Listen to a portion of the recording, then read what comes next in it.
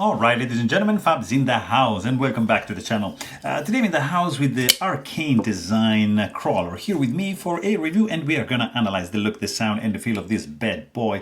But hey, first of all, let me say a big thank to my buddy Branding for lending me this guy so I'm able to share my thoughts with you guys. And second of all, don't forget to like this video, and if you're in a good mood, why not just subscribe to the channel, because that's gonna help me a lot in bringing you these videos. So let's get started, guys. This is an interesting one, Arcane Design Crawler. Let's check the size of this bad boy first.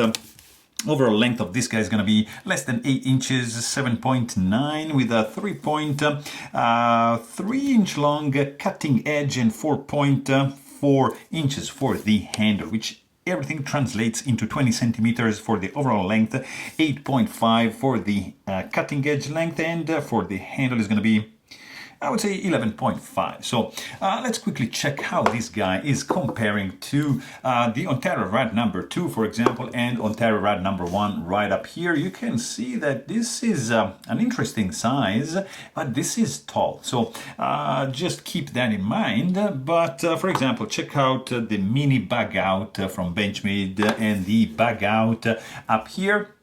Yeah, this guy is bigger than both, of course, as it often happens with the bug out and mini bug out. And here you've got Spyderco Paramilitary 2 and Para 3 up here. And you can see that, yeah, I mean, look at the handle size. It's pretty much the same of this one, but not the blade length for sure. We have longer cutting edge for the Arcane than the Paramilitary 2, but check out handle to blade ratio. So not too shabby for this fella over here. Another couple options here. You have Chris Reeve knives, small Sebenza 21, and this is the large Sebenza 21, and you can see that this guy falls right in the middle of these two beauties from Chris Reeve. And what else? Here we got XM18 Hinder knives. Also want to show you something new, just got in today. This guy is the React Tashibarusha Design Krypton. That's the small one. And here we've got Lumber Design. That's the Rain Drop, of course. And that is it. Something else? What do you want to see? Something fancy. A couple fancy stuff for sure. You've got Holt Bladeworks Spectre. That's a V3. And another fancy, this guy right over here. Look at that. 520 Philippe Georget custom. Let's do this, guys. This is the Arcane Design Crawler that is in the house, and it is a very, very unique knife, very interesting. This is a titanium frame lock. It's pretty unique. I mean, the design, it's interesting. You've got some nice chamfering going on all around the perimeter, which pretty much ends like at this point at the heel for both. You see, like here, it just ends over here, and then it gets like to this pointy heel, and you have this nice line over here. You see, like the blade is just following the profile of the handle like that, so that's pretty cool.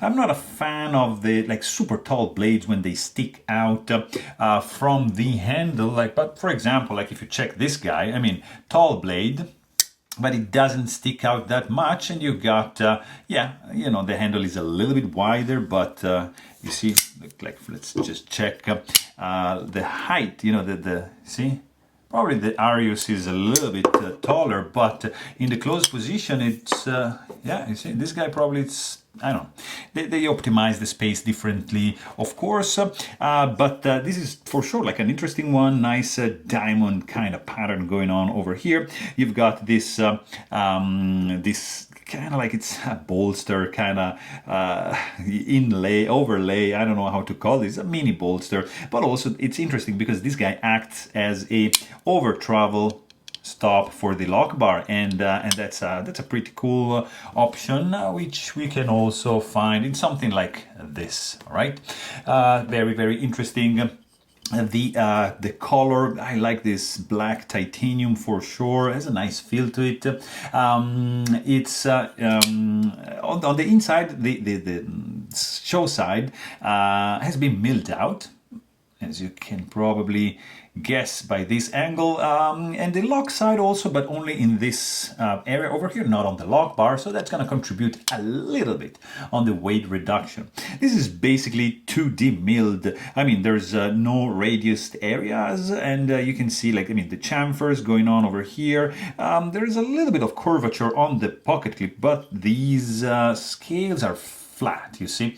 And then you've got a pretty wide finger groove going on over here, and then just straight edge and pointy heel. But this finger groove can easily allocate like 2 fingers like that, and it's gonna be good to go.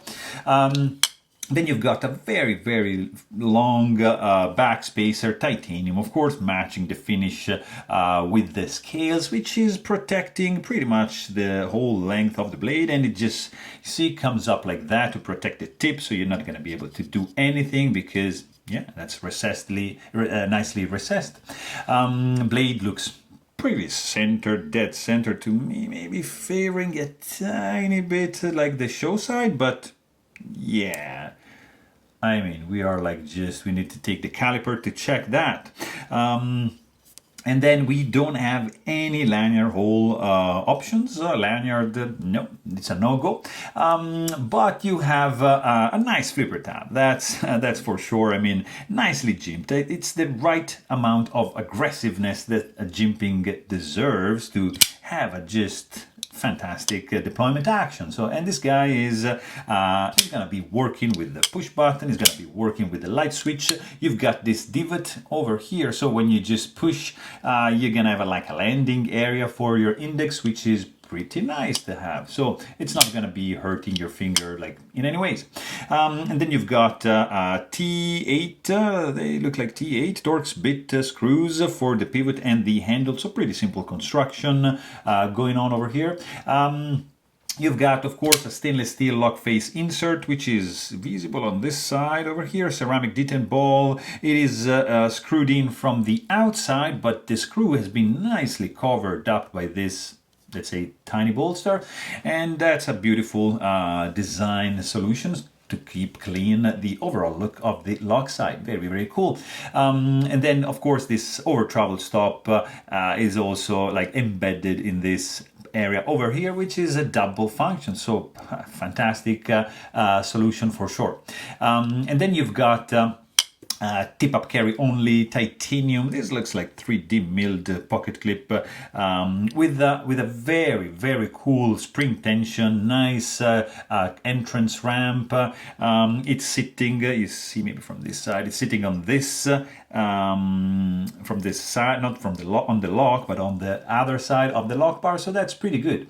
It's not reversible, can't mount it on this side, it's tip-up carry only, so it's just gonna stay there. Then you've got this blade, guys, that is, it's pretty interesting shape, very aggressive design. You've got quite some jimping going on. It's not sharp by any means, but it's effective. So it's it doesn't have a big bite, but it's functional for sure. And then that is, of course, standing above this window. Nice cat out, chamfered over here. And then you have, you see like a nice wedge going on here, and then boom, abruptly goes down into this very, very steep straight line. And also you've got, of course, like the swedge going down and ending right before the tip of the blade, and straight edge up to the sharpening choil. Flat grind, satin finish.